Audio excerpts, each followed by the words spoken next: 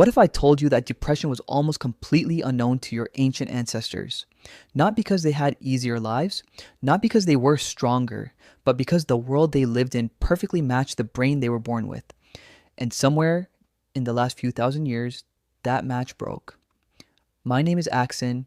Today, we are going to talk about why ancient humans never got depressed and what that tells us about the epidemic happening inside your head right now. Your brain has not updated in 300,000 years. Every thought you have, every feeling, every fear, all running on ancient hardware built for a world that no longer exists. To understand why ancient humans never got depressed, we first need to understand what depression actually is. Depression is not just sadness, it is prolonged low mood, loss of motivation, social withdrawal, a feeling that nothing matters and nothing will ever change. Sound familiar? Here's the thing. Every single one of those symptoms, sadness, withdrawal, low motivation, hopelessness, those were actually survival features in the ancient world. Not bugs, features. Let me explain. 300,000 years ago, your ancestor lived in a small tribe of around 50 to 150 people. They woke up every morning with one job: survive the day, find food, avoid predators, stay close to the tribe. In that world, sadness had a purpose. When your ancestor lost a hunt, sadness slowed them down. It made them sit still, conserve energy, reassess. That was not depression, that was intelligence.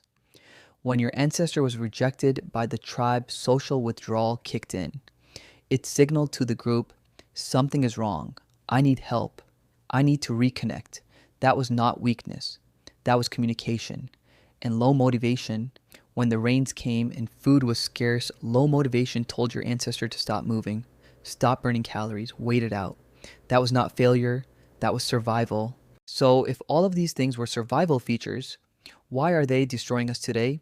Because the trigger never turns off. In the ancient world, sadness had an endpoint. The hunt ended, the rain stopped, the tribe accepted you back, the emotional system fired, and then it reset. But in the modern world, the triggers never stop. Your boss sends a cold email at 11 p.m., your cortisol spikes. Your ancient brain reads it as a threat to your place in the tribe. You scroll social media and see someone living a better life than you. Your dopamine crashes, your ancient brain reads it as falling behind in the social hierarchy. You sit alone in your apartment with no plans and no community. Your ancient brain reads it as isolation from the tribe. And isolation from the tribe 300,000 years ago meant death. Here's what the science says. Researcher Stephen Ilardi at the University of Kansas spent years studying depression across cultures. What he found changed everything. Indigenous tribes living traditional lifestyles showed depression rates as low as 1%. 1%. In the United States, the rate is over 20% and climbing every year. 20 times higher. Ilardi called modern life a prescription for depression. And when you look at the data, it is hard to argue. So, what did ancient humans have that we do not? Number one, movement. Ancient humans walked an average of 5 to 10 miles per day just to survive. Movement releases dopamine, serotonin, and brain-derived neurotrophic factor, the chemical that literally grows new brain cells. We sit at desks for 8 hours and wonder why we feel empty. Number two, sunlight. Ancient humans spent their entire day outside. Sunlight regulates melatonin, serotonin, and your entire circadian rhythm. We live under fluorescent lights and wonder why we cannot sleep. Number three, community. Ancient humans were never alone. They ate together, slept together, hunted together, grieved together. We have 2,000 followers online and nobody to call at midnight. Number four, purpose. Every single day, your ancestor woke up with a clear mission. Find food, protect the tribe, survive. We wake up, check our phones, and spend the day doing work that feels disconnected from anything real. Number five, omega-3 fatty acids. Ancient humans ate wild game, fish, nuts, and plants. Their diet was rich in omega-3s, the building block of a healthy brain. We eat processed food and wonder why our brains feel foggy and flat. Here's the hardest truth: depression is not a character flaw, it is not weakness, it is not a broken mind. It is an ancient brain running a survival program in a world the program was never designed for.